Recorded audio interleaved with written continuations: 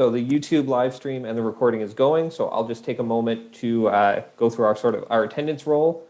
So the regrets tonight from the committee is from Blaine Fudge. Everybody else who's on the committee is in attendance. For staff, we have Tim Park, the Director of Planning Services, Anne-Marie Eusebio, Intermediate Planner, Jason Partridge, Planner, and Lindsay Stamen, Secretary Treasurer for the Committee of Adjustment and Planner. You have myself as Derek O'Shea as your clerk, and Blair Johnson is here as meeting host.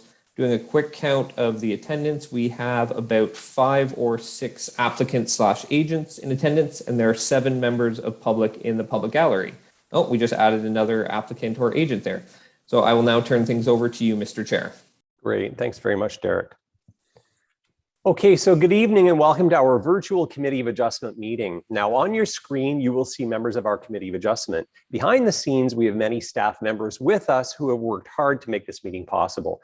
Our Secretary Treasurer is Lindsay Stamen, and our clerk, as you've heard, is Derek O'Shea. They are hosting tonight's meeting and they're running the Zoom platform from behind the scenes, so you will hear them chime in from time to time.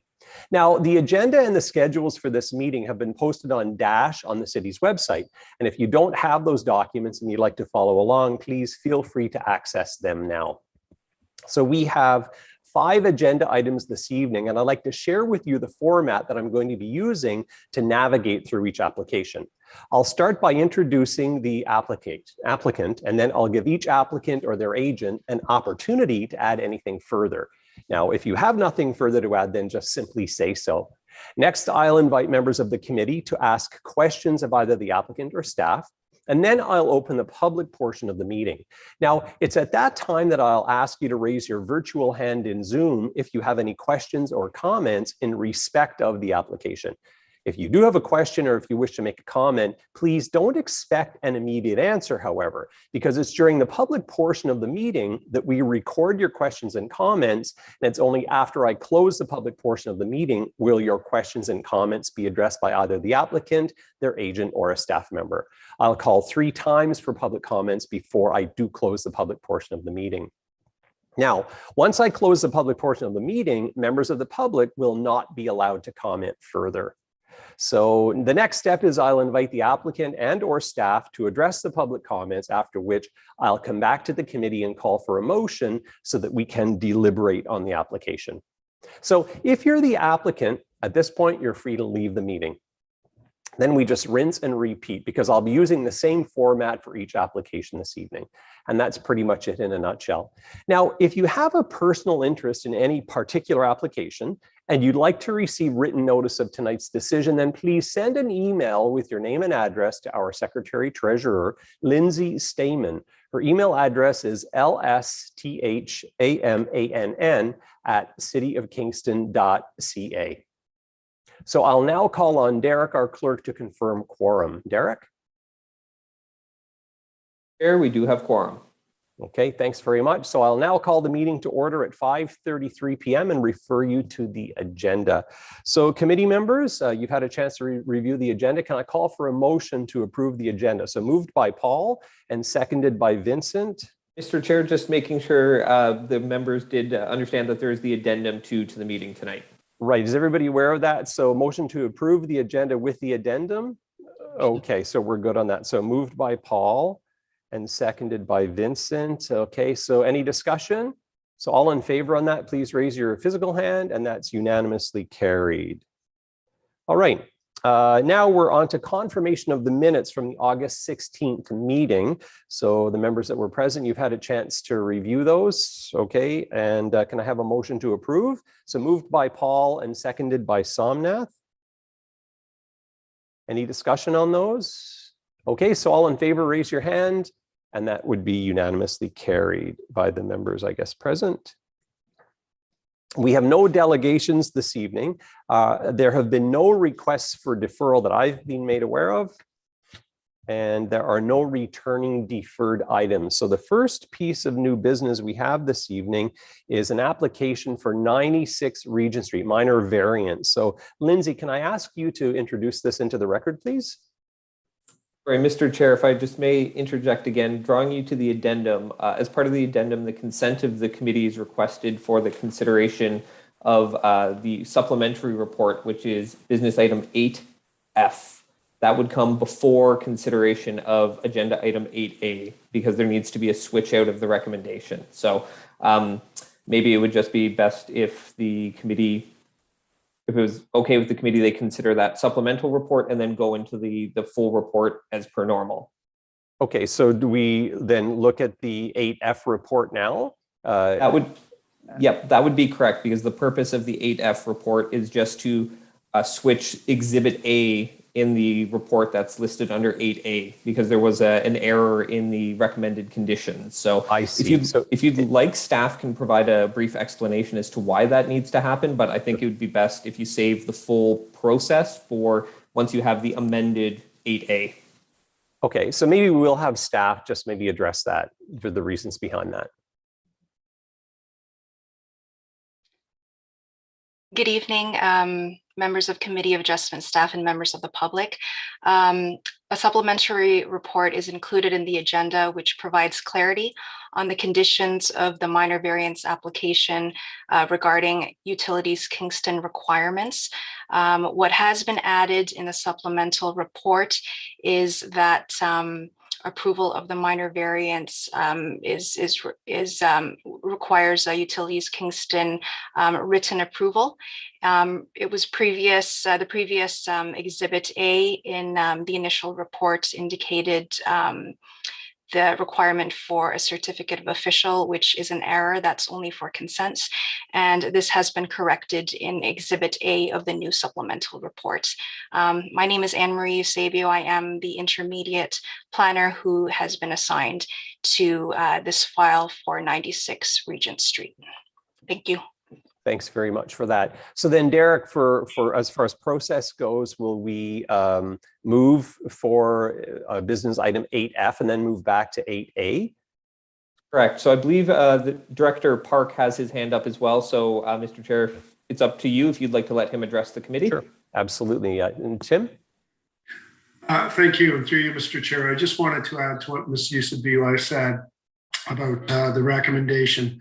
There are no other changes to the report other than that recommendation for utilities Kingston being made. So all the other conditions in the report remain the same as per the original report that was before you. Thank you. Okay, thanks very much. All right, so committee members, can I call for a motion to accept the supplementary report 8F? So moved by Paul and seconded by Somnath. Any discussion on this? So all in favor, raise your hands. And that's unanimously carried. All right, so then bumping back up to 8A, which is again the same one for 96 Regent Street. Lindsay, can I have you read this into the record, please? Through you, Mr. Chair, our first application tonight is for minor variance at 96 Regent Street. The file number associated with the application is D13047-2021, and I will turn it back over to Anne-Marie for a brief presentation. Thank you.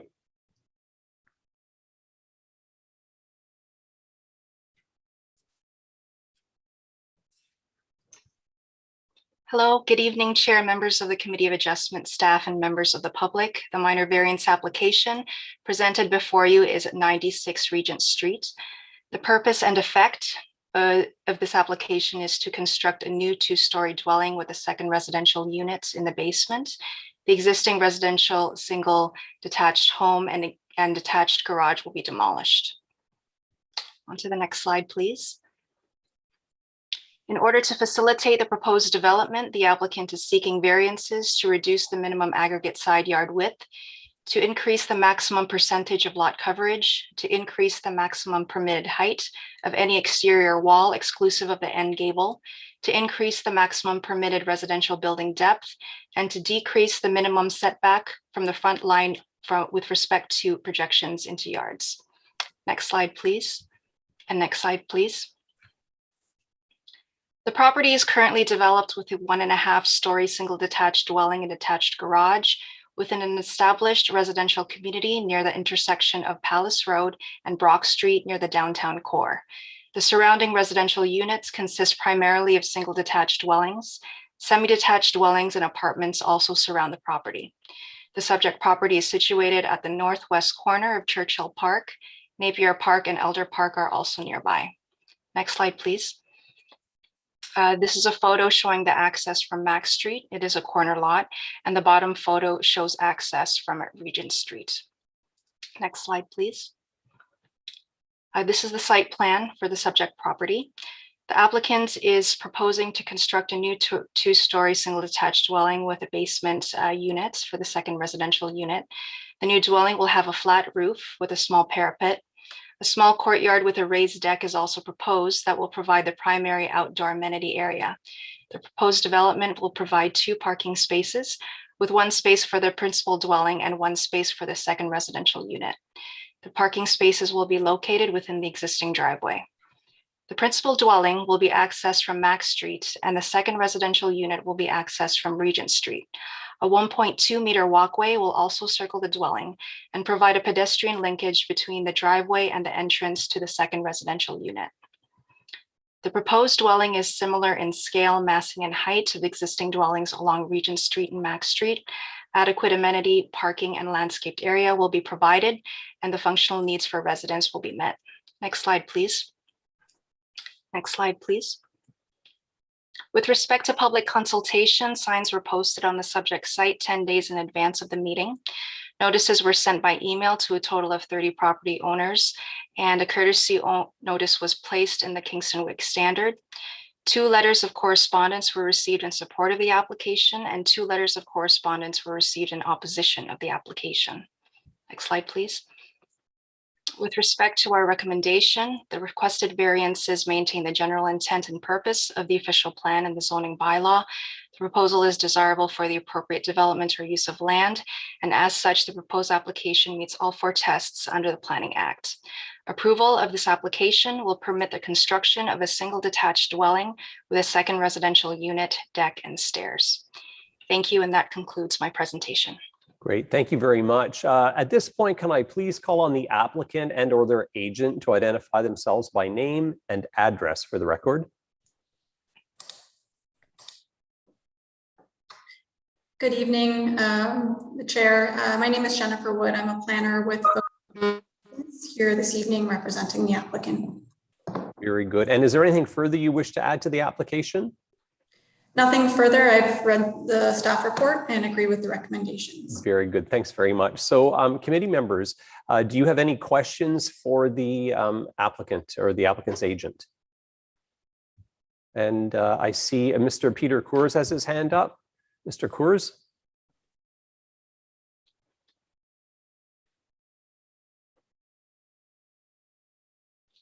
I think you're muted. Sorry, am I unmuted? Yep, you're unmuted Okay. now. I can hear you. I am the designer of this project. And if the committee has any questions about the design in respect of the letter from the lady next door, I'm here to answer. Very good. Thanks very much. Welcome. Okay, so committee members, do you have any questions for Ms. Woods or Mr. Coors? I'm not seeing any, so we'll go right to public comments. Is there anybody in the gallery this evening in the public who wishes to speak to the application for 96 Regent Street? Please raise your virtual hand in Zoom. I'll just go over to my panelists here, my attendees. Chair, we do have one hand up right now, Annette Burfoot. So I'm going to invite her to unmute her microphone. Perfect. All right. Ms. Burfoot? Oh, does it? Has she dropped out of the meeting? Oh, No, she's still. sorry, I'm here. Okay. Sorry about that. So good evening and thank you. Yes. Didn't realize I was going to get the opportunity to be seen as well. I guess my main point is that I do question this as a minor variance. I understand the mathematics of it, and I understand the rules that are associated. But if you look at the first slide of the presentation by the representative of the owners, you'll see how tight the building, the existing building, is to the lot. There's not a lot of land around this lot. And the the requests for the so-called minor variances, although when you read something like 0.4 meters for the minimum aggregate side yard width, that's 11%.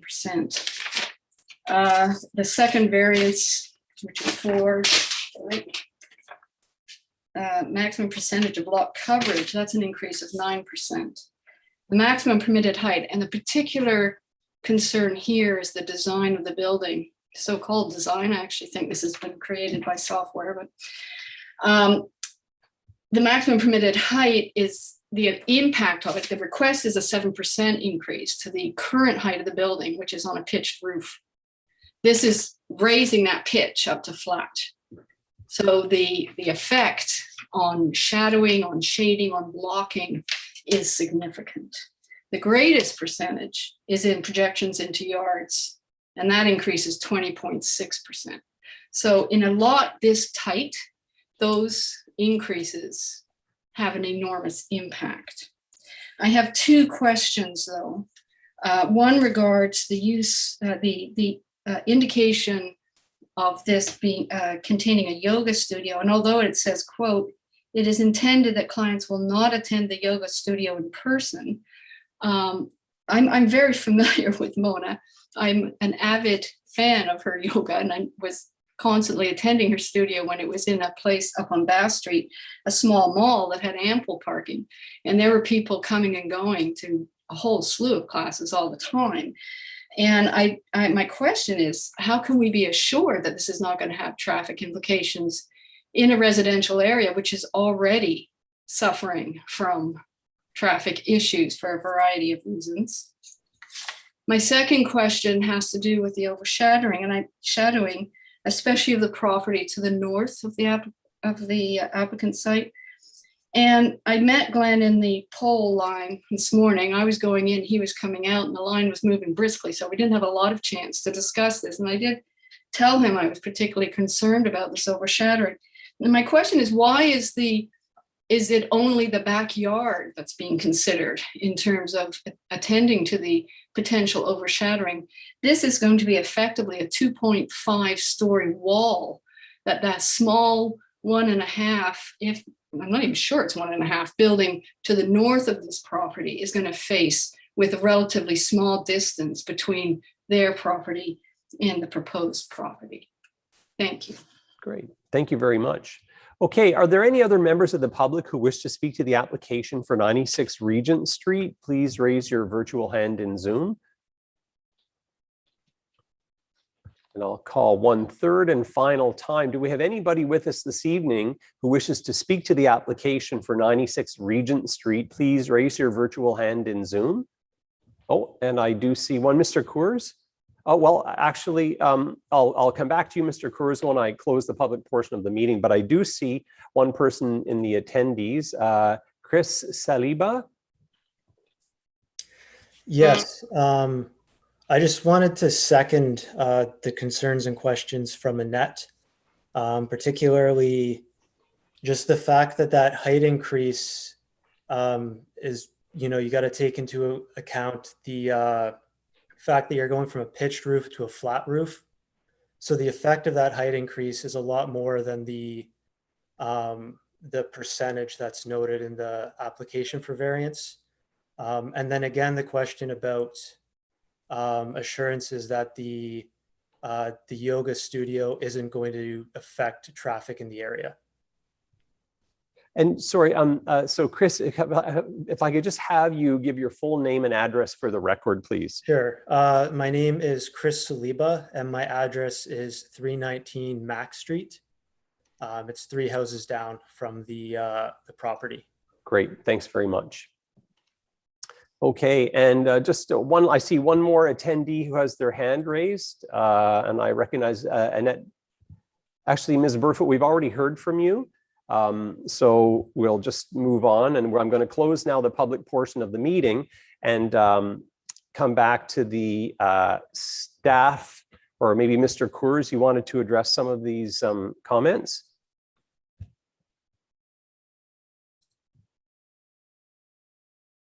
Or Ms. Woods, Ms. Wood, sorry. Thank you. And through you, I suspect Peter maybe wanted to weigh in, but maybe I will start with providing some responses. And if you'd like to add, feel free as well. So as Peter noted, he is the designer of this building. So I know were concerns that potentially this is maybe a stock kind of plan, but in fact, it's quite the opposite. The owner has been working with Peter to essentially custom design this home to not only meet the homeowner's needs and desires, but also to, try and mitigate impacts on neighboring properties as much as possible through various design considerations. One of them, for example, is window placement. That was a key consideration in the design of this building. And one of the benefits of being on a corner lot is that windows can be maximized on two sides where it fronts onto a street with having little to no impacts on neighboring properties. And if you look at the main floor plan, for example, I think it's on page 19 of the staff report, you'll see that facing onto the two road frontages are large picture windows where, the unit will get the majority of its light. And on the north wall, so facing 100 Regent Street, just to the north, contains only two smaller windows on each floor, really just to provide a little bit of natural light. This is where stairways have been focused and bathroom spaces that don't need a lot of natural light have been focused here to minimize windows and overlook. If you look at that main floor plan on the west side, the left side, which also faces onto an existing dwelling, it's really only a portion of that of the building that will kind of project closer to that property line where that yoga den kind of comes out. And that again was intentional for a couple of reasons. One, to not have all of the mass at that setback close to that property, only a portion of it. The majority of it is significantly pulled back. And another reason is acknowledging the existing detached garage. So there is an existing detached garage, which has a very minimal setback from that property line. So we're actually going to essentially relocate that build form, that mass, to be part of the main dwelling. And then further on that page 19 of the floor plans, if you look at the second floor plan, you'll actually see the building over the yoga den has been significantly stepped back. So it will really just be a one-story building right next to that property on Mac. And then it will step back several meters and then come up to the 2 stories.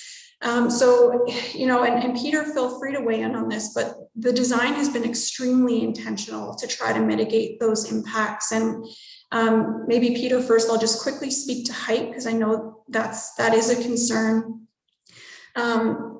This is a 2-story dwelling, and it is a flat roof. So, it will be a different mass and form and style than, a more traditional peaked roof.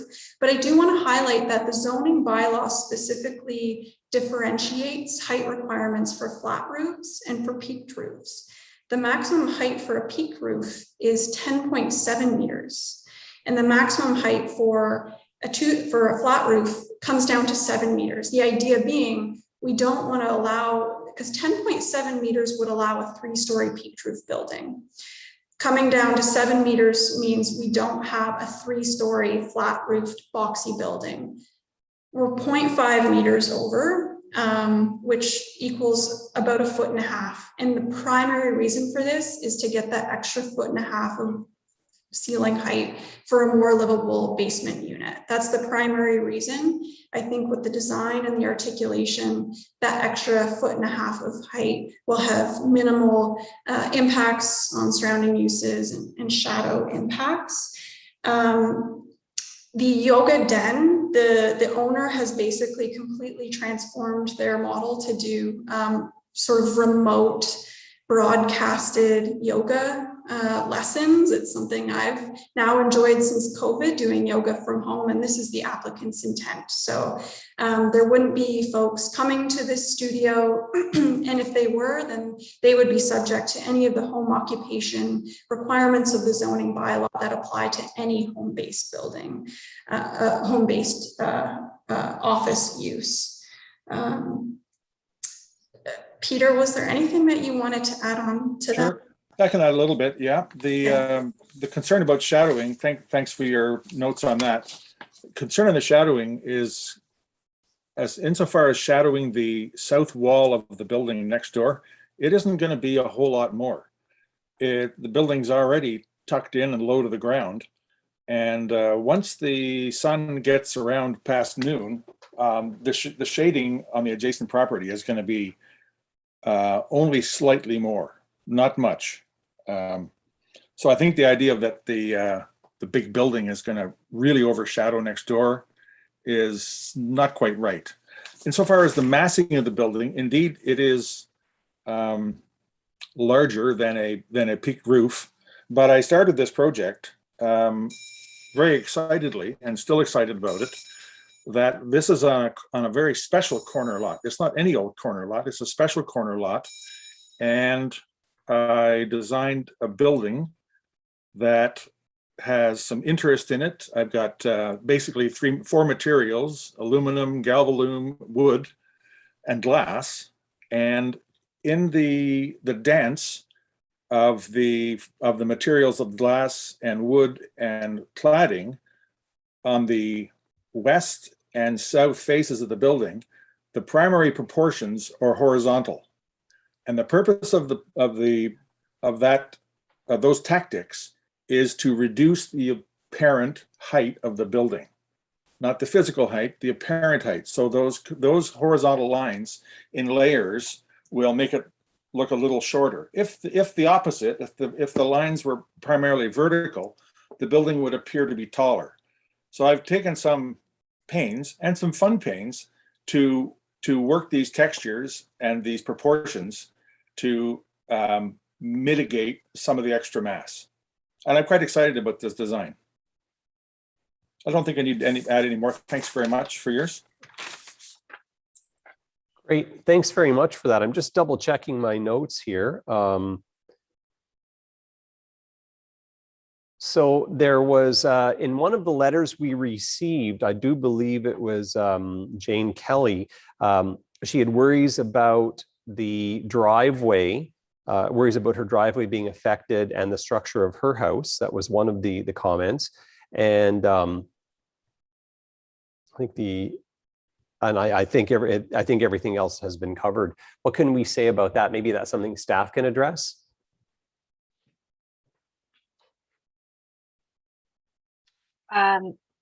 Thank you. Through you, Chair, Mr. Chair, can you please repeat the question, please? Sure. There was a comment from a neighbor at 100 Regent Street. I believe her name was Jane Kelly, and she cited being worried about her driveway being affected because the new building is going to be constructed, well, very close to the property line. And she was worried about the effect that the construction might have on her home. We did forward this to our emergency services staff, as well as fire and rescue staff. If she is worried about access and affecting the property, we didn't receive any objections from our internal staff about that. Okay. All right. Very good. Thanks for that. Okay, so I think we've covered off all of the questions. So I'll come over, I guess, to the committee and ask if the committee, if somebody wants to make a motion. So moved by Vincent and seconded by Somnath. All right, any discussion on this? Yes, I have. Yes, Paul.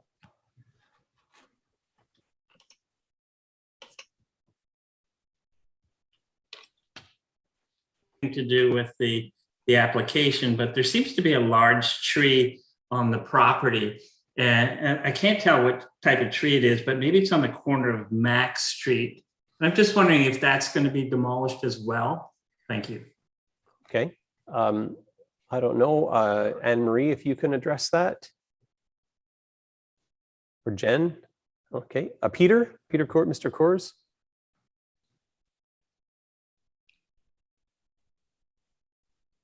That large tree, I'm not sure what species it is. It's on city property. It'll be retained. It'll be retained. Thank you. Great. And any other comments or questions? So Vincent. So I'm assuming the height is going to be shorter than the peak. And like I noticed there's some other, I guess they're more like apartment buildings, that one with a flat roof, and there's another one that has a peaked roof, but it's very shallow peak. I'm assuming the house is going to be shorter than those. I don't know if you can answer those questions. Answer it. Okay. I don't know, Mr. Coors or Ms. Wood, do you want to touch on that? Certainly, through you. So this building is not proposed to have a peak. It's proposed to be completely flat roofed. No, that's not what I was saying. Like, is it going to be shorter than its peak currently? And is than the current. There's like an apartment building that has a flat roof, say 1, 2, 3, like 4 houses down. And on the other side too, there's one that has like a shallow peaked roof. That's like a big block kind of apartment. Is it going to be shorter than those? I'm just curious. I just would like to know. I see Peter has his hand up. He might have. Mr. Coors, if you want to address that. I can't say for sure. I'm eyeballing it from photographs. I haven't measured the existing house, but on the basis that the existing apartment in the basement is not quite 50% out of the ground. The new ground floor is about 9 and 8. I think it's just going to be under the peak of the existing house. And I'm frank with you here. I'm eyeballing it from a picture in front of me. just scaling it up with what I've drawn. See, the new apartment in the basement has to be 50% above grade. And to get that, I've actually proposed a shallow moat, if you will, a gravel-filled moat around the edge of the house to get it, keep it down, but keep it up at the same time. So it's going to be, I think it's just going to be under the peak. Wow. And further to that, if I may, it's an excellent observation. There are several kind of 2.5, 3-story flat roofed multi-residential unit buildings, both on Mac and Regent. I think only 4 lots up in either direction. I suspect this will be lower in height overall, but not only that, significantly smaller in overall massing, because those are multi-unit dwellings. So I think this will be sort of in between from what exists on the street. Okay. And Tim, you would like to chime in, please? Yes, thank you. Through you, Mr. Chair. And further to Ms. Wood's comments, those 2 buildings in particular she's identified are multiple unit dwellings. So they actually would have a different zone and different zoning requirements to them that would allow them to be somewhat slightly higher. So the application before you this evening would not fall into those zones and allow that type of height. Thank you. Okay, that's a good differentiation. Okay, thank you. So committee members, do you have any other comments? If I may, Mr. Chair, can you hear me? Who is speaking? Oh, Jordan, yes. Sorry. Just a few meandering thoughts here. This committee, we can't bind folks to future use. We can't rule on the flow of future traffic. In my submission here, this variation maintains the intent, the zoning bylaw, and the official plan. The issue for us to consider whether the cumulative variances here are minor in nature. The term minor for our purposes is not a mathematical calculation. So assessing the impact on the surrounding properties is a particularized process, and in consideration of the past decisions of this committee, I'm finding that this is sufficiently minor and also desirable. And so I just wanted to put that out there. Good, thank you. Any other committee members want to make a comment or have questions Before we call for a vote, okay, so we have a motion on the floor. So all in favor, raise your hand. And that would be unanimously carried. Thank you.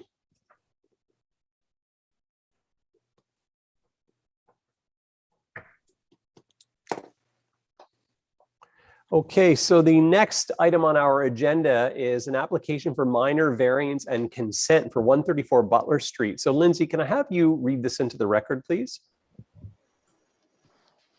Through you, Mr. Chair. This is an application for minor variance and consent. File numbers D10-024-2021 and D13-045-2021 at 134 Butler Street. Jason Partridge will give the presentation on behalf of the city for these applications. Great, thank you. And Jason. Through you, Mr. Chair. This is a consent and minor variance application for 134 Butler Street. Next slide, please. So inside the report that was given, it showed the old owner on the property. The current owner on the screen is the correct owner, and this has been confirmed through the planning department. Our dash system does have a delay when there is a sale of the house, so that was what was the cause. Next slide, please.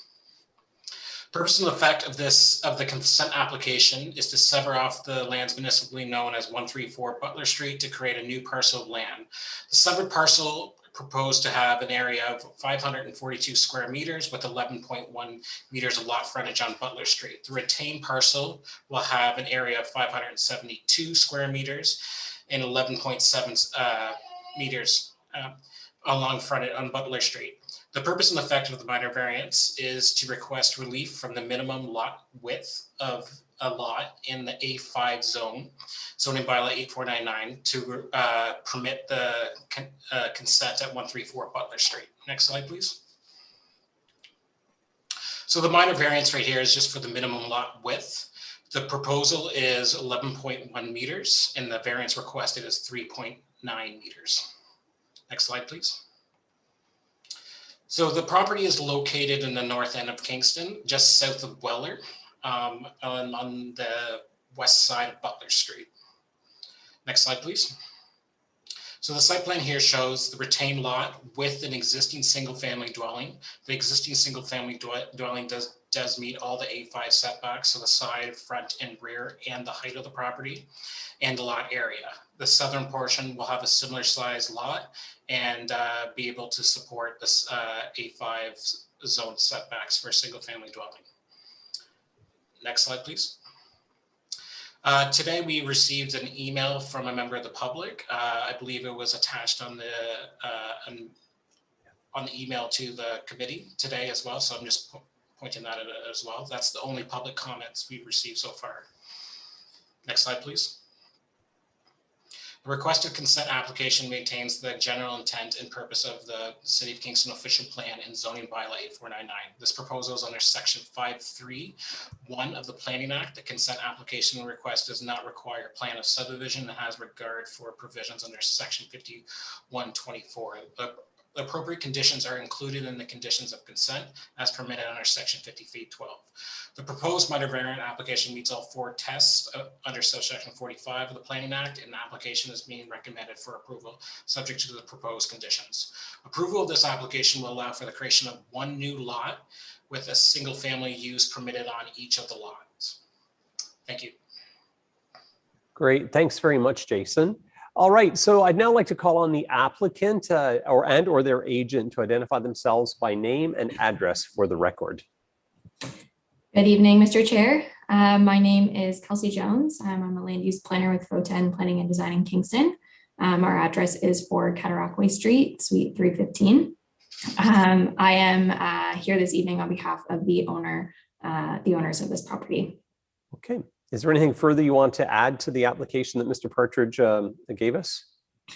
Nothing further, but I would just like to acknowledge that we have read staff's report and the conditions included within it, and we agree. As well, we were circulated the letter submitted today by the neighbor, so we have received that and reviewed it. I acknowledge that there's no specific concerns identified in that letter, but if members of the public this evening are here and have questions, along with members of the committee, I'm happy to address those. Great. Okay, thanks very much for that. All right, so I'll turn it over to the committee. Committee members, do you have any questions for the agent or for staff? And Paul. Thank you, Mr. Chair. I was just wondering if there's any similar lot sizes in that block of homes on Butler Street. I'm looking at the site plan that was provided. I guess it's on Appendix E. And if staff could sort of point out similar lots, that would be helpful. Thank you. Okay. So through you, Mr. Chair. So inside your report, there's the key map. You can see an kind of like similar lot sizes. The area in the north end are built in block formats. So west and east side of Butler Street has similar size lot frontages. That lot area does exceed the minimum in A5 as well. So they are meeting that. They're just looking for a 3.9 meter variance for the lot frontage. So does it change when we review the application? In our opinion, it doesn't change the character of the neighborhood for that minor adjustment. Sorry, Jason, you're just fading out a little bit on your audio. I don't know if you can speak closer to the mic or maybe a little louder. Sorry.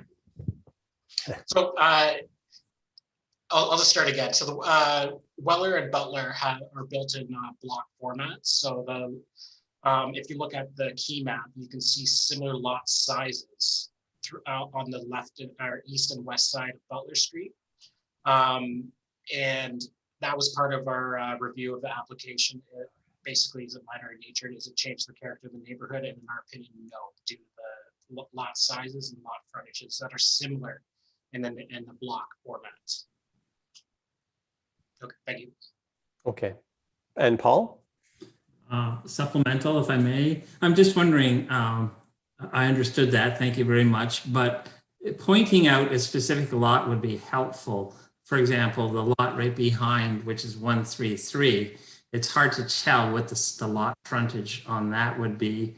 It seems like a similar length lot, but that would be helpful for me if staff could point out one that's similar to about 11.5 meters. Thank you. Well, through you, Mr. Chair, I don't have an exact measurement for these similar lots, but 13 are on the south side or the west side of Butler Street, 133 and 129. If you're looking at the key map. Also on the east side there as well, and around the corner, they had similar sizes that would meet around 15 to 11.1 meters. A lot of frontages. Thank you. Good, thank you. Committee members, any other questions for the applicant or their agent or staff? No? Okay, so at this point, I'll now open the public portion of the meeting. So are any members of the public with us this evening who wish to speak to the application for 134 Butler Street? Please raise your virtual hand in Zoom. And I see our first attendee would be Adam Hawes. Mr. Hawes, if yeah, you want to unmute, you've got the floor. I just have you state your name and address for the record, please. So hello, thank you, Mr. Chairman. My name is Adam Hawes. I live at 122 Butler Street. My wife and I did do a survey of the neighborhood to see what was the popular opinion on this minor variance and the severance. We got a unanimous reply that the neighborhood and the neighbors were against it. They felt that there just wasn't enough room.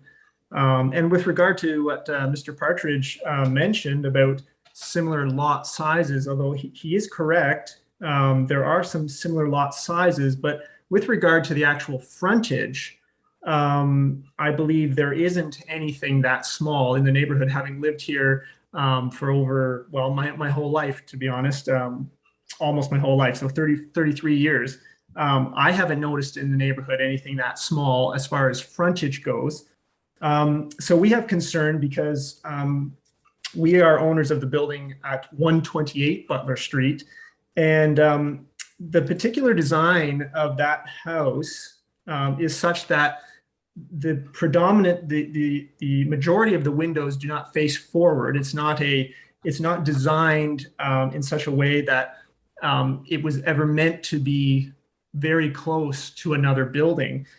So actually most of the windows for that house there actually face towards the lot in question. And so there's just very few. There might be just one or two that face forward and one that faces south, but most of them, 5 or 6 of them, face to the north. So that's a concern for us. The couple that live there, Tom and Rebecca McDonald, they've been there for over 4 years now, and they have a young child, a 4-month-old baby, and we're concerned about the proximity to the size of to the lots, that how close that building will end up being to their main windows, and how that might affect the quality of their lighting or the noise that they have to put up with. So that's one of our significant concerns. But there are other concerns. We just feel that it's there are some drainage concerns. We have a clay soil base in this neighborhood, and particularly in these lots, and it doesn't drain well, which can lead to certain water issues in basements.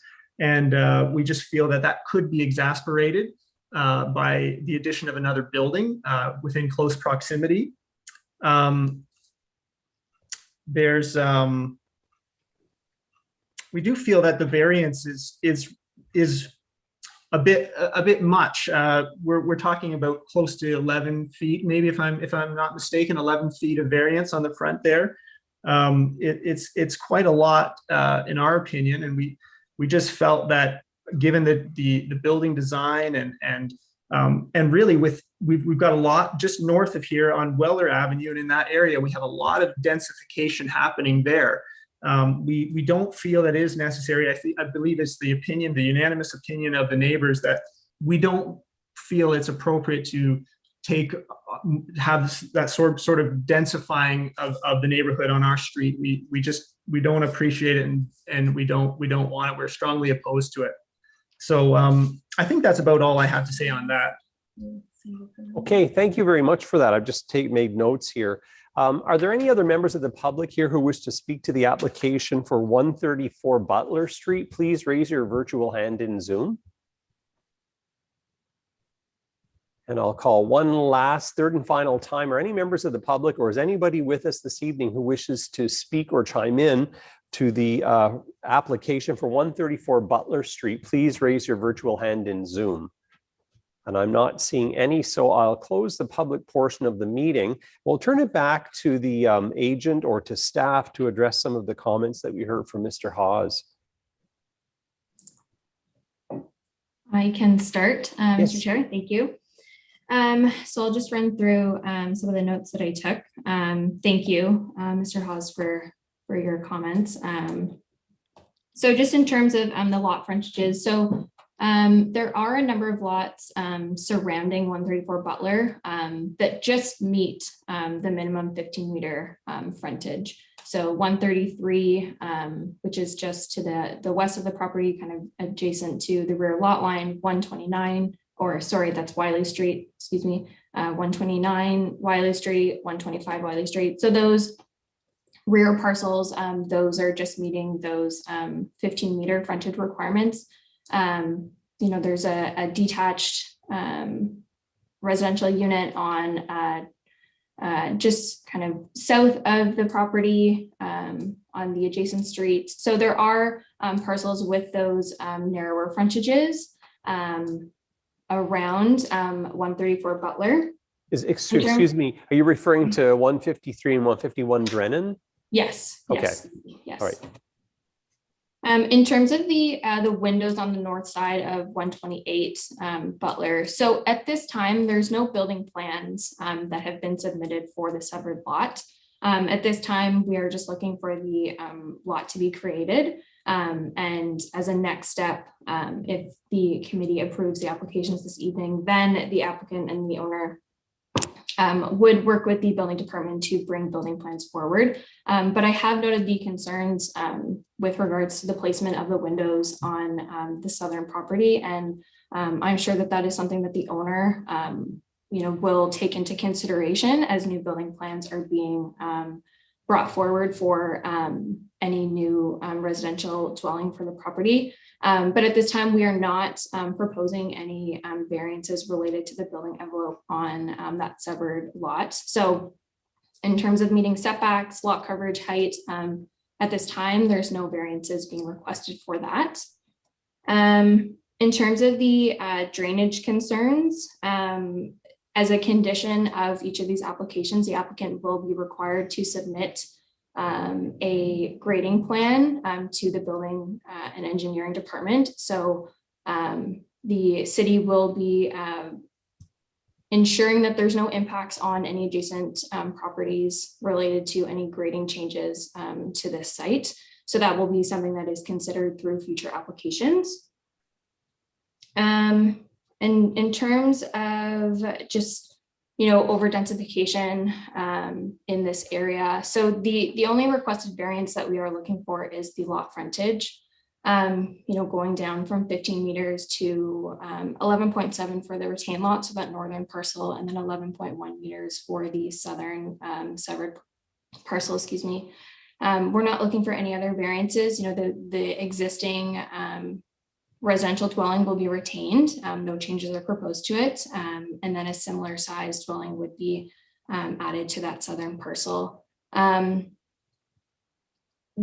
lots that are proposed, although they might be slightly smaller than what is kind of in this existing area, they are large in relation to this area and other areas in the city. The lot areas are still over 75 square meters or more than what's required for the minimum lot area of the A5 zone.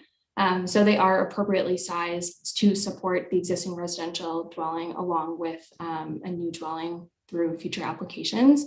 So it is our opinion that this is an appropriate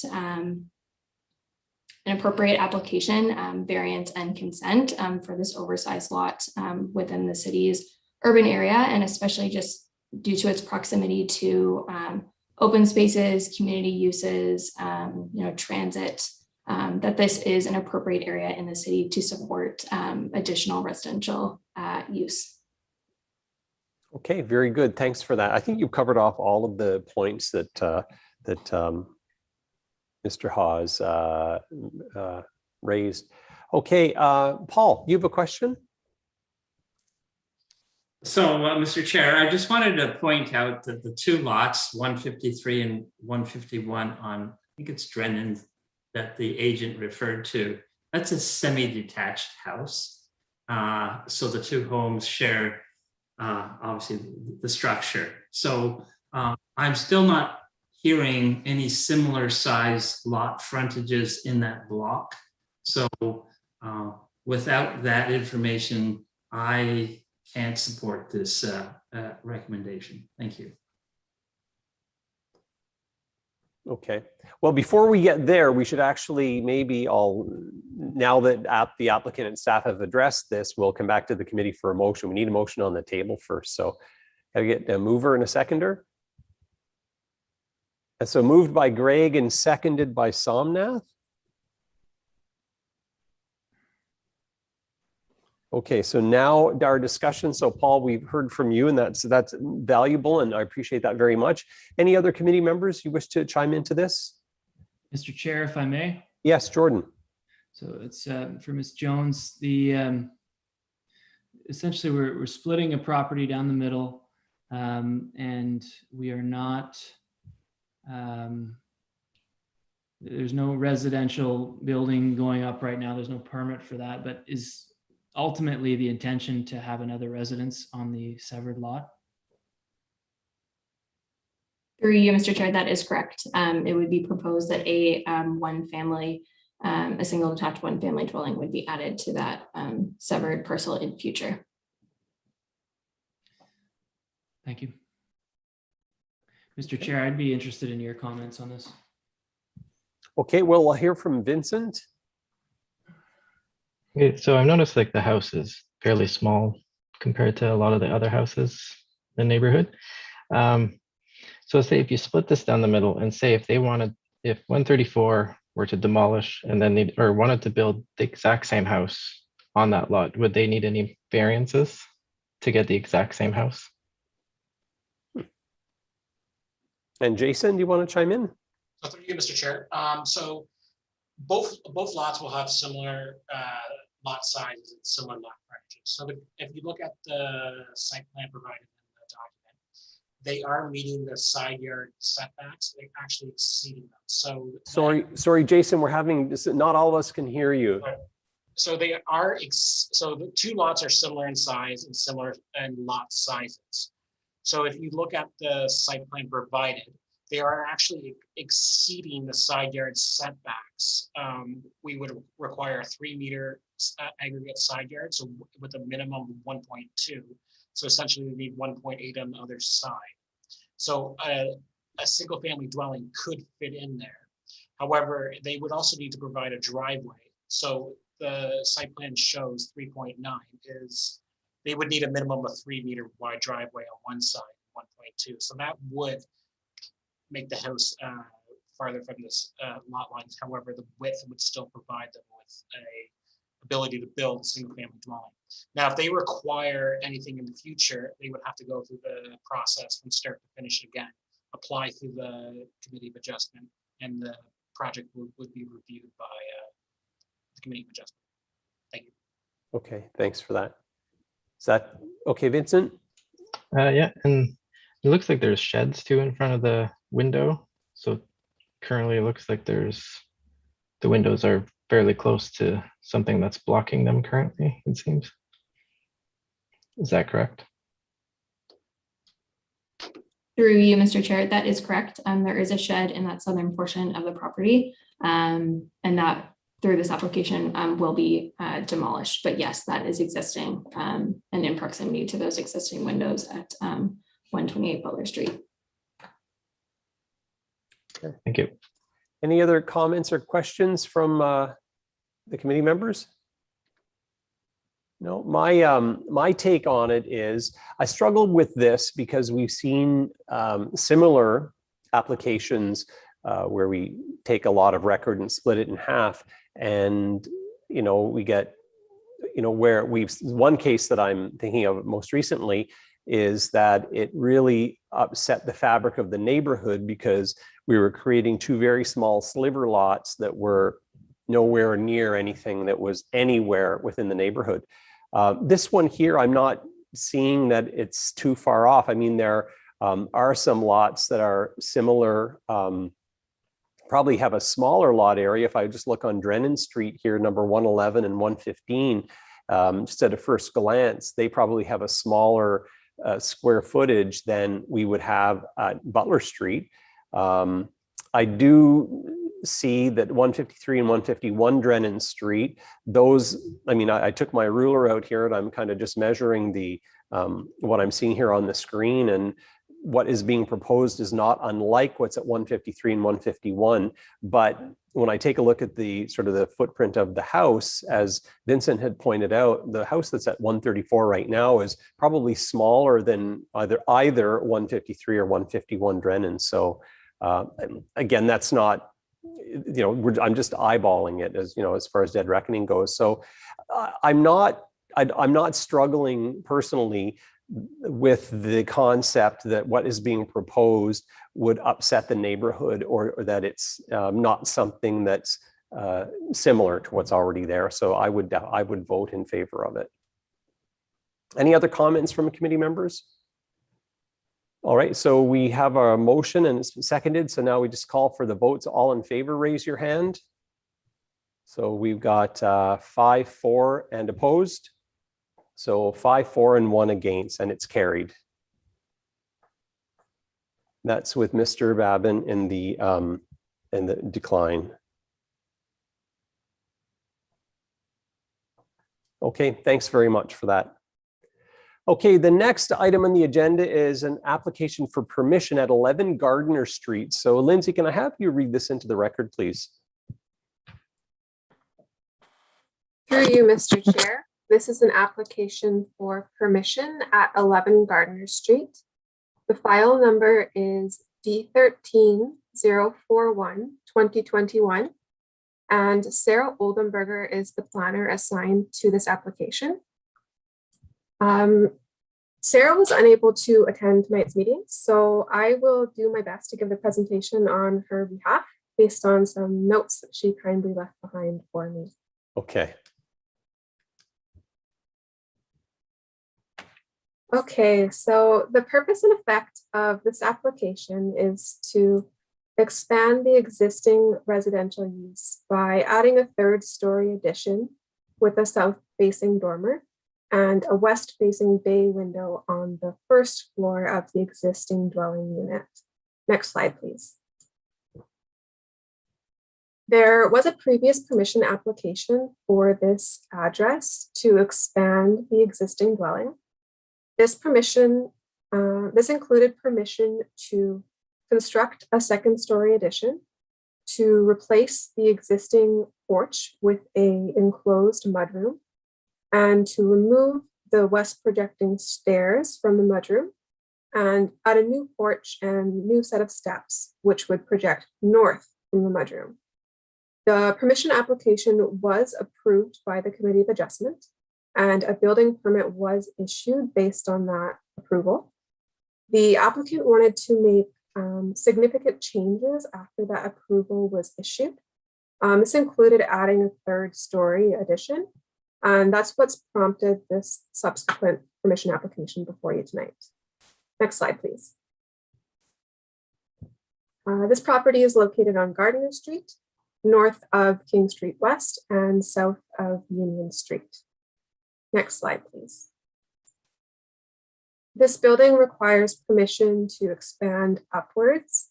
The proposed changes will not require a reduction in the minimum side yard width, the minimum front yard, or the minimum lot width provisions from the zoning bylaw.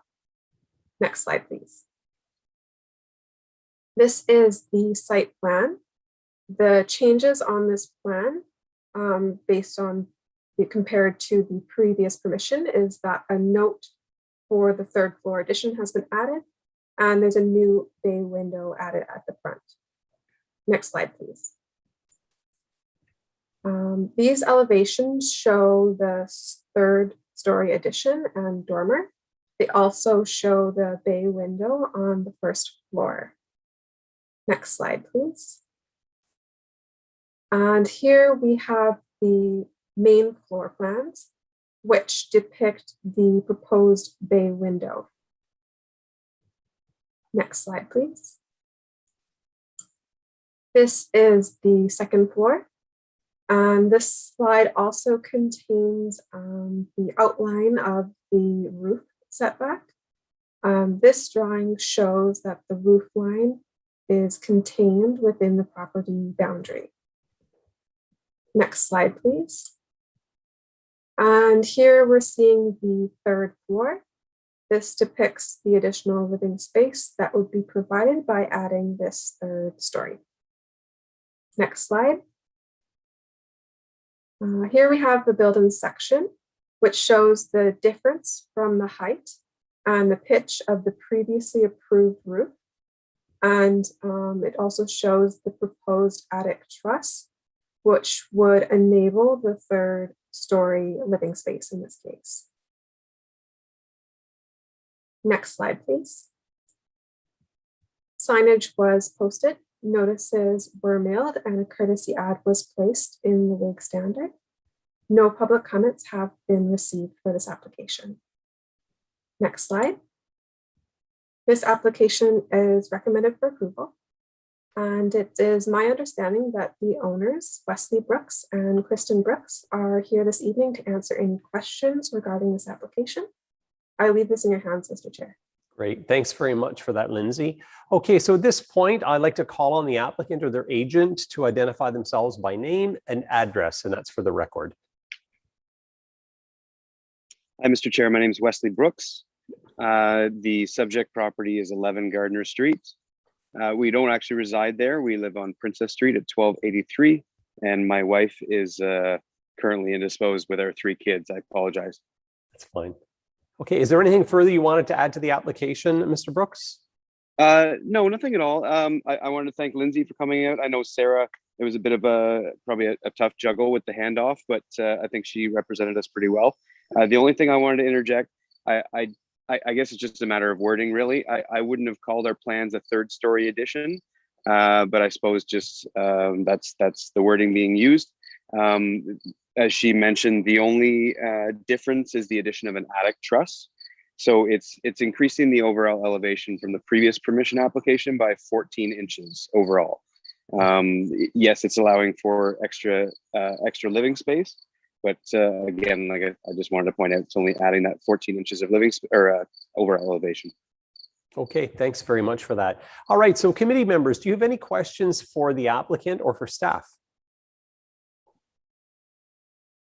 And I'm not seeing any, and I don't have any, so I'll open the public portion of the meeting. Are any members of the public here with us this evening to speak to the application for 11 Gardner Street? Please raise your virtual hand in Zoom. So do we have any members of the public with us this evening to speak to the application for 11 Gardner Street? Please raise your virtual hand in Zoom. And I'll make my 3rd and final call. Do we have anybody in the gallery with us this evening who wishes to speak to the application for 11 Gardner Street? Please raise your virtual hand. And I'm seeing none, so we'll come back to the committee for a motion. So moved by Greg and seconded by Jordan. All right, any discussion on this? All right, so all in favor, raise your physical hand. And that is unanimously carried. Thanks very much.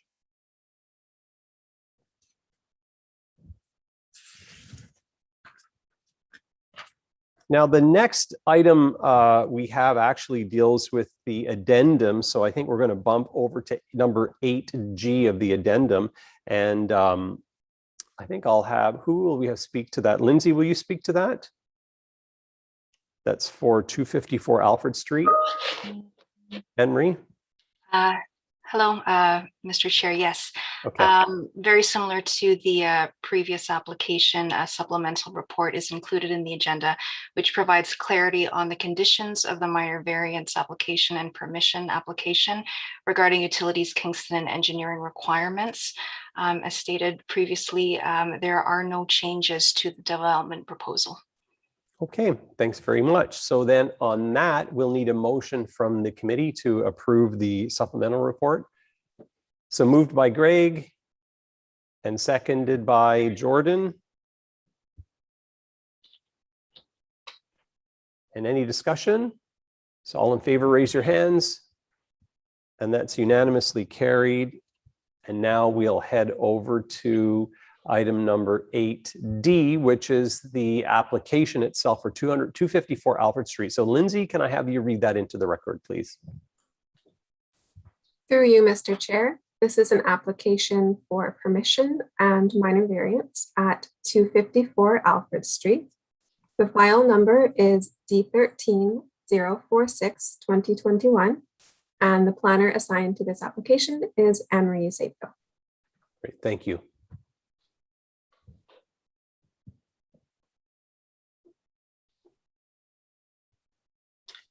Hello, good evening. The minor variance and permission application presented before you is 254 Alfred Street. Next slide. The purpose and effect is to construct a 3-story, 4-bedroom second residential unit in the form of a 213 square meter addition to the northern side of the existing semi-detached dwelling. The semi-detached dwelling is a legal non-conforming use. Permission to expand the legal non-conforming use is required to allow a second residential unit to be added to the semi-detached dwelling. Next slide, please.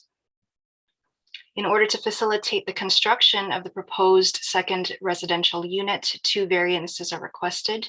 Subject property is subject to Section 11, Regulations for Dwellings with Common Party Walls and Zoning Bylaw 8499. The applicant is requesting to reduce the minimum aggregate side yard width and increase the maximum lot coverage. The requested application for permission under the Planning Act is similar to the existing use. and compatible with the uses permitted in the zone. Next slide, please. Subject property is located on the west side of Alfred Street, north of Brock Street, and north of Johnson Street in the Queens University District neighborhood. The site is currently developed with a semi-detached dwelling and detached garage. The surrounding area is predominantly characterized by residential developments with some nearby commercial and parkland uses. Residential units include single detached dwellings and semi-detached dwellings. Next slide, please. With respect to the site plan, the second residential unit will be 3 stories tall and will contain 4 bedrooms, 3 washrooms, a kitchen, and living space. Vehicular access to the site will remain from Alfred Street. The existing detached garage will be demolished and a new paved driveway will be constructed, which will lead to 2 tandem parking spaces. Access into the second unit will be provided at the front of the dwelling, and a second entrance is from the rear yard. The existing semi-detached dwelling contains 7 bedrooms, and the proposed second residential unit will contain 4 bedrooms. Overall, it is proposed that there will be 11 bedrooms on the subject property. It is recommended that the maximum number of bedrooms permitted on the property will be 11 bedrooms. It is intended that this limitation will mitigate any undue adverse impacts that may result from the expansion of the legal non-conforming use, being that of the semi-detached dwelling. This limitation has been included in Exhibit A of the report in front of you. Next slide, please. Next slide, please. And these show the elevations for the proposed development. Next slide, please. With respect to public consultation, signs were posted on the subject site 10 days in advance of the meeting. Notices were sent by email to a total number of 45 property owners within 60 meters of the subject property. A courtesy notice was also placed in the Kingston WIG standard. This PowerPoint presentation needs to be revised as we received about around 4:30 today, one piece of correspondence which indicated opposition for the development proposal. Next slide, please. With respect to the recommendation, the requested permission and variances maintain the general intent and purpose of the official plan and zoning bylaw. The proposal is desirable for the appropriate development and use of the land, and the variances are minor in nature and meet the 4 tests under the Planning Act. Approval of the minor variance and the permissions will expand the legal non-conforming use to allow a second residential unit to be added to the semi-detached dwelling. Thank you very much, and that concludes my presentation. Great, thanks very much for that. So at this point, can I please call for the applicant or their agent to identify themselves by name and address for the record? Good evening, Jennifer Wood here again from FO10 Planning and Design, here representing the applicant. Good, and is there anything further you wish to add to the application? Nothing beyond the staff report. We've reviewed the recommendations and agree with them. We were also forwarded the correspondence received late this afternoon from a member of the public, have reviewed that and are prepared to answer any questions or respond to comments should they come up tonight. Great, thanks very much. Okay, so I'll turn it over to the committee. Committee members, do you have any questions for the agent or for staff? And I'm seeing none. So I'll go right over to the public portion of the meeting and I'll call or I'll ask for, are there any members of the public who wish to speak to the application for 254 Alfred Street? Please raise your virtual hand in Zoom. And I saw Ms. Bowie had her hand up. Yep, she still has her hand up. So you have the floor. I'll just have you state your name and address for the record, please. Yes, thank you very much, Mr. Chair. My name is Joan Bowie. I'm at 414 Albert Street. My main concern is access to the property. We have seen several developments in this area that have tandem parking. The tandem parking blocks access to the backyard. So how are you going to get your garbage cans back and forth?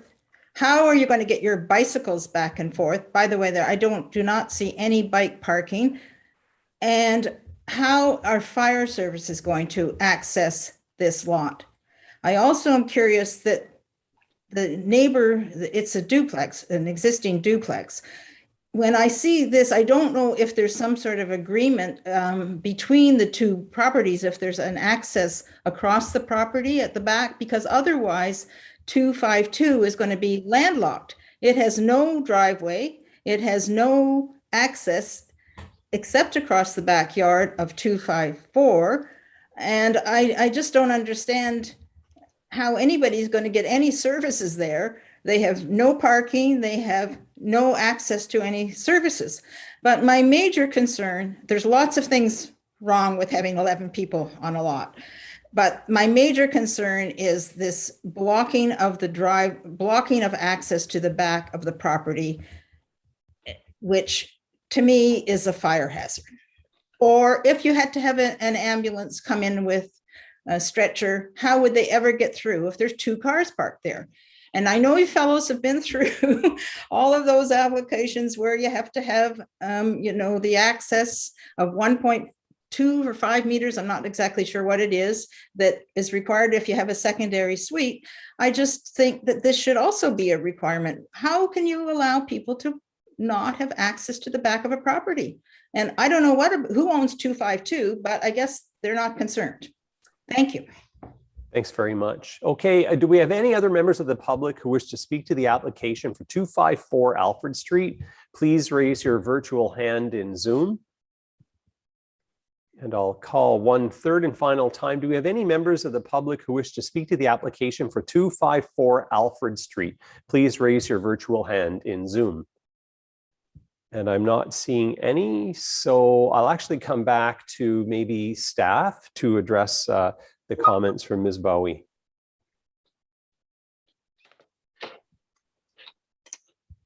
Thank you very much for the feedback received. Through you, Mr. Chair, we did get a chance to forward this application to Fire and Rescue as well through our technical review to our building department. And there were no concerns identified with respect to access to the site. I would like to point out that there is front access for 252 Alfred at the front, as well as 252 Alfred at the front and at the rear. I will also move this forward to Jen and the designer to include any further details with respect to the design of the proposed second residential unit. Sorry, you've just mentioned access for 252 Alfred Street. Are you confirming that 252 will be fed through the driveway that is shared with 254? Through you, Mr. Chair, I'm just confirming that there's existing access at the front. That's the existing condition. I'm still a little confused by what you mean by that. Where will 252 Alfred get its access from? At the front of the dwelling? At the front of 252, separate and apart from 254? That is correct, yes. Oh, okay, thanks very much. Okay, sorry.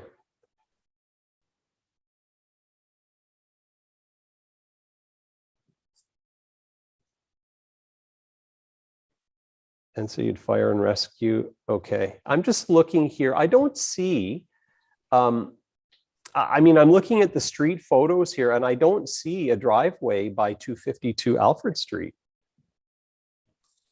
Jen? Yeah, thank you. And through you, 252 Alfred Street, it does have a rear yard, but currently does not enjoy sort of an established easement over, as far as I know, certainly not over the subject property. There's no existing easement in place that would guarantee access currently to that property. It's essentially an internal townhouse dwelling.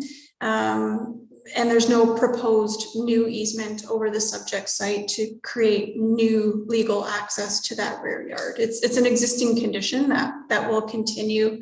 I'd also note there's an existing detached garage located in the east side yard of this property. There is a small gate as well, but there are no existing easements over this property in favor of 252 currently, and that's not proposed to change. Okay. And do you know that for a fact? Because earlier you said that to your knowledge there weren't any. Has that actually been confirmed? Like, do we know that 252 does not enjoy access? According to the easement or the survey information that was gathered in support of this application and instrument review, there are no known easements that have been identified on any of the legal information provided.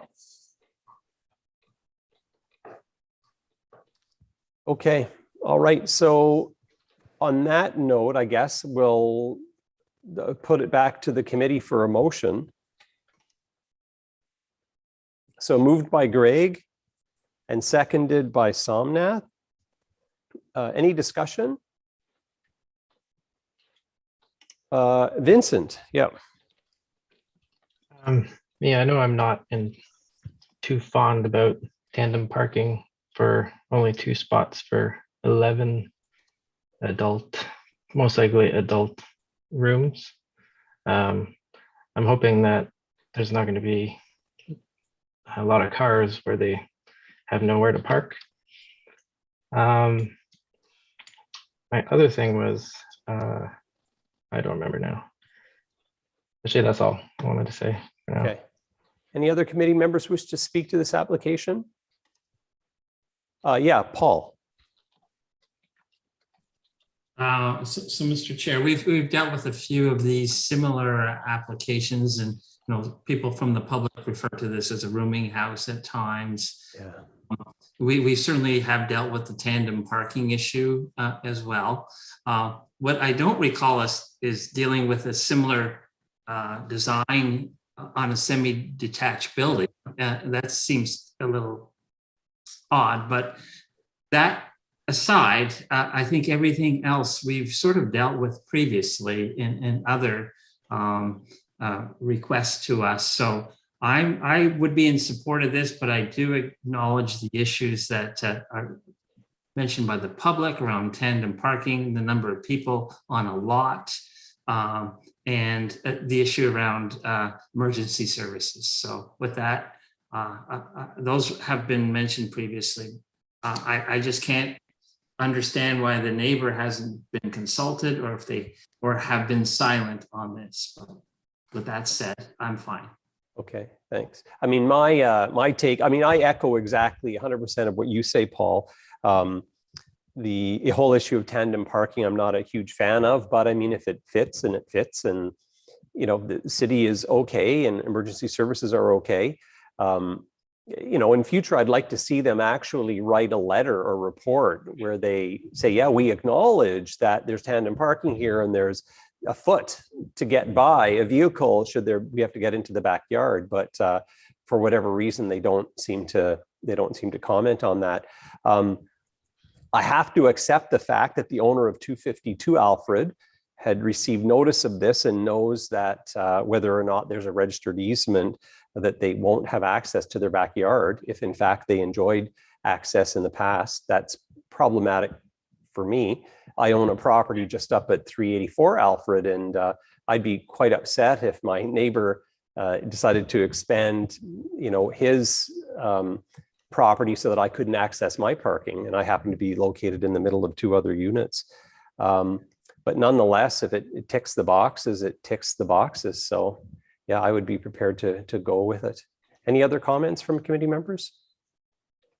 Okay, so we have a motion. So now we'll call for the vote. All in favor, raise your hand. And that would be 4 carried. Yeah, carried by 4 and 2 opposed. That's Mr. Sinani and Mr. Chekaslevi. Yep. 2 opposed.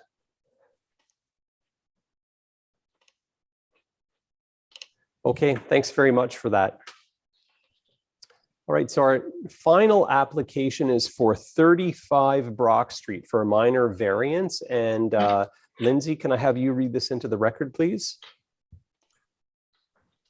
Through you, Mr. Chair, this is an application for minor variance, file number D13035-2021 for 35 Brock Street. I am the planner on this file and I will give the presentation. Great.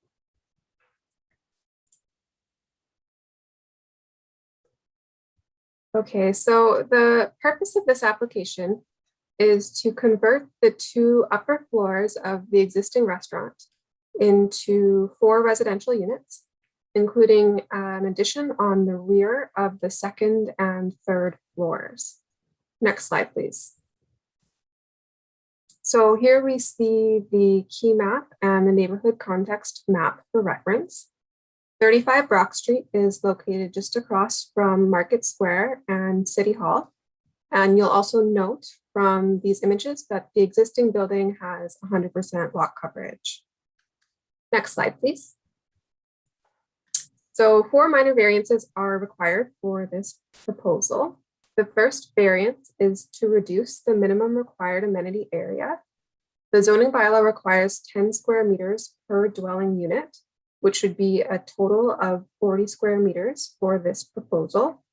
The applicant has provided 15.6 square meters of amenity area that can only be accessed by 1 unit. Therefore, 3 units will be reduced from 10 square meters to 0 through this variance. The second variance is to reduce the number of residential parking spaces from 4 to 0. Variance number 3 will reduce the minimum required bicycle parking spaces, again from 4 to 0. The zoning bylaw requires that bicycle parking spaces be at grade or accessible by a ramp. This was not possible given the existing restaurant occupies the entire ground floor of this property. The last variance is to increase the maximum density on the lot from 123 dwelling units per hectare to 161 dwelling units per hectare. Next slide, please. So this slide is showing the basement floor plan on the left and the ground floor on the right. These will both be used for the existing restaurant. Next slide, please. And this slide shows the 2nd floor plan on the left and the 3rd floor on the right. And I've highlighted the proposed 15.6 square meters of amenity area, noting that this can only be accessed by the rear unit on the 2nd floor. Next slide, please. Signage was posted, notice was mailed, and an ad was placed in the WIG standard. No public comments have been received for this application. Next slide. The planning department recommends approval of this application, subject to the conditions in Exhibit A. These conditions include approval of a site plan control application and heritage approvals as well. There is an active site plan application for the property, and the project is scheduled to be heard by Heritage Kingston at their October 20th meeting. I leave this in your hands, Mr. Chair. Great, thank you very much. So at this point, I'd like to call on the applicant or their agent to identify yourself by name and address for the record. And Mr. Tao. Yes, evening. So my name is Mark Tao. I'm a planner with IBI Group in Kingston and representing the property owner in this matter. Great. Is there anything further you want to add to the application? No, I think just thanks to staff for the work on it. It's a bit of an unusual site and a bit tricky to try to make it work. But I think just for the committee's reference, the owner is also the restaurateur, and he's been struggling through COVID and trying to be creative with his property, and the additional residential will provide another source of income that will help supplement the property. So I think what we ended up with is a workable, good development to offer downtown housing options right in a very walkable location. So. Great, thanks very much for that. So committee members, do you have any questions for Mr. Tao or for staff? Paul. Mr. Chair, I understand this is a heritage property, and I understand from staff's presentation that their meeting is later in October. But I also understood from the report that there was an impact study completed already. And I'm just wondering, I realized it wasn't attached to our report, and maybe I just wanted to understand the process here. Is it sort of been seen already by the Heritage Committee, that impact statement, or is this they're waiting for our decision before they make their decision? I just wasn't sure, the cart before the horse. Thank you. Yeah, so I can speak to that at first, and then if staff want to add. So the owner did do a pre-consultation with Heritage Kingston, I believe last year already, and got some direction there and some indication of support for what's proposed. And they've been working with staff towards the last bits of details to be heard at the Heritage Kingston meeting next month. So as far as I know, everything is more or less worked out. There's probably a few final details yet to be hashed out. I think more around the rear side, the back side in terms of some of the details, but the front facade, the kind of street facing Heritage facade has been accepted by staff from what I understand. And certainly nothing that would affect the variance in terms of the building envelope is still kind of being detailed out. Thank you. Okay. Any other questions from committee members? I have a question. Where will the washrooms go? Because currently they're on the second floor. Yeah, through you, Mr. Chair. The washrooms, I believe, are going to be relocated to the basement. They've basically excavated out the basement further to create more usable commercial space. So they've tried to shift kind of the washrooms and kind of up back of house stuff from the second floor down to the basement floor, and then from the third floor down to the basement floor, and then they're trying to make more or better use of the upper floor space for the residential. Good. Okay, thanks for that. Okay, so at this point, then we'll open the public portion of the meeting. Are any members of the public here wishing to speak to the application for 35 Brock Street? Please raise your virtual hand in Zoom. And I see one Mr. Hodgkiss. If you could just state your name and address for the record, please. Yes, my name is Will Hodgkiss. I'm the owner of the property 33 Brock attached to the subject property. Can you hear me all right? Yes, very much. Thank you. Thanks for your time. If you're ready, my point is brief. I think it's a great project. It's probably needed, I should say, and appropriate, all that sort of thing. My only question would be how it might affect my adjoining property. We have had similar desires to modify the property which I just acquired, and I'd like to know how that might affect what we do if we do anything at all in the future. My plans would be somewhat similar. Okay, and is that it? Oh, okay, all right, thanks, Mr. Hodgkiss. Okay, are there any other members of the public who wish to speak to the application for 35 Brock Street? Please raise your virtual hand in Zoom. And I'll call one last and final time. Do we have is there anybody with us this evening who wishes to speak to the application for 35 Brock Street? Please raise your virtual hand. And I see none, so I'll close the public portion of the meeting and come back to staff or the agent to actually address Mr. Hodgkiss's comment. Tim Park? Oh, you're muted there, Tim. Thank you, and through you, Mr. Chair. I would say for Mr. Hodgkiss, his best way to move forward with this would be himself to put a proposal together and apply through the pre-application process, because each building, each unit is somewhat different. We would look at it under the same rationale that we did for the proposal that's before committee this evening, but without a firm proposal in front of us. I can't really say to Mr. Hodgkiss, yes, we can approve it, no, we can't. But obviously something like this is doable, but it'll all depend on the circumstances within the building. Okay, thanks very much for that. All right, and so Mark, you had a comment to further that? Sorry, yeah, and just if it's helpful, just for your reference, for the neighbor's reference, there are no new windows proposed on the side. It's all 0 meter setbacks down here because everything's kind of wall to wall. So there are no new windows proposed on the side lot line adjoining Mr. Hodgkiss's property. And also I'll note that there's an existing rear pedestrian or entry door at the northeast corner of the property. So that would previously had historically opened out onto 33 Brock, and that's actually proposed to be moved north so that it opens out onto the city parking lot area. So if anything, I think the property certainly shouldn't, the development here shouldn't constrain how the property next door would be developed, because there's no new windows provided and a previous entry point over his property is proposed to be relocated. So, okay, very good. Thanks for that. Okay, so on that, I guess we'll turn it back to the committee for a motion. So moved by Paul and seconded by Vincent. Any discussion on this? I don't need to declare a pecuniary interest if I really like the restaurant, do I?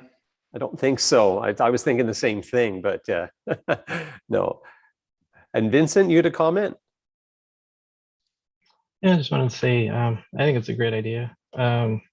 Putting more housing downtown where you don't need a car. Everything's like right there, so you can walk to anything. And yeah, I think it's a great idea. Yeah, and I have to echo that I think it's a great use of space that's, in my opinion and from my observation, is underutilized. So I think that's certainly a good way to go. Any other comments? All right, so all in favor, raise your hand. And that would be unanimously carried. Thank you. And so that ends the business portion of our meeting. We have no motions, which is item number 9 on our agenda. No notices of motion. There's no other business, but there were 2 additional pieces Mr. Chair. Oh, yes. Sorry, if I may interrupt. I believe Tim has some additional comments he would just like to add some more context to that he made on a previous application. Would you be allowable to allowing that under other business? Sure. On which application? I'll let Mr. Park speak to that. I can't recall the exact application. Oh, sure. Absolutely. So under other business, for sure. I'll just, all right. So Tim.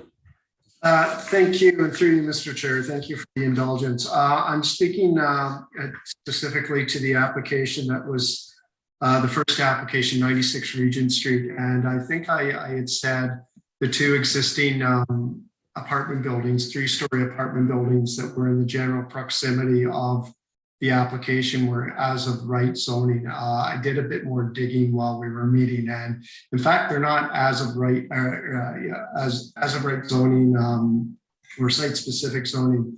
They're legal non-conforming, so existed before 8499. Hence, why they're allowed the height they're at. So I just wanted to clarify that for the record. They did not. They don't have a different zone on them. They are in the A zone. They just happen to exist before the zoning bylaw was approved. Great. Thanks for that clarification. I think that's important to have it in our record. Okay, thanks. All right, so no other pieces of other business. So there were 2 pieces of correspondence. All the members got them, received them as well with the agenda. Okay. Thanks very much for the people that submitted those. And now we're on to number 13, which is the date of our next meeting, which is scheduled for October 18th at 5:30 p.m. So I guess all that is left now is a motion to adjourn. So moved by Greg and seconded by Somnath. And all in favor, raise your hands. And that's unanimously carried. So meeting adjourned at 7:08 p.m. Thanks, everybody. Thanks, everyone. Bye.